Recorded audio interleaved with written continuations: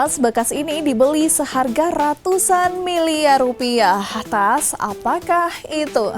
Namanya adalah tas Birkin milik Jane Birkin yang baru saja terjual dalam lelang publik di Balai Lelang Sotheby's di Paris pada hari Rabu kemarin. Tas ini terjual dengan harga 10,1 juta US dollar setelah pajak dan biaya atau sekitar 163 miliar rupiah sob. Tapi beberapa sumber lain menyebutkan di angka 176 miliar rupiah. Ini adalah tas tangan yang paling mahal yang pernah dilelang di dunia sob. Dan pembeli tas ikonik ini adalah seorang kolektor pribadi dari Jepang. Lantas apa keistimewaan dari tas ini?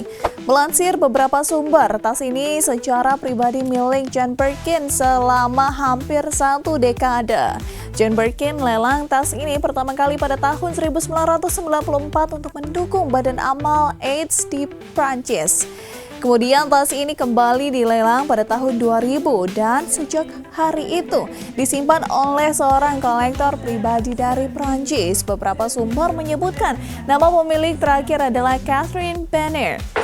Nah, tas ini dibuat di tahun 1984 sob. Tas prototype orisinal dibuat khusus oleh Jane Birkin. Jean-Louis Dumas adalah direktur artistik Hermes saat tersebut yang bikin sketsa desain pada tahun 1981 dan prototype ini diserahkan pada Jane Birkin pada tahun 1985.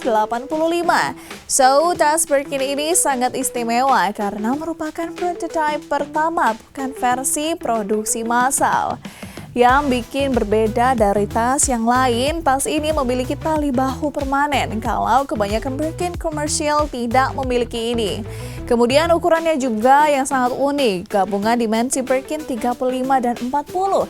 Terbuat dari perangkat keras atau hardware dari kuningan berlapis ring logam tertutup dan kaki tasnya lebih kecil. Resleting yang merek dari Eclair yang paling ikonik adalah inisial JB yang terukir di bagian depan di bawah kunci. Tas ini juga masih menunjukkan jejak penggunaan Jane Birkin termasuk bekas stiker aktivisme dan bahkan gantungan pemotong kuku yang ia gunakan.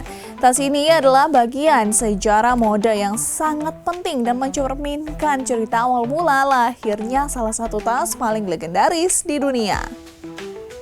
Ah oui, sans problème. Oui.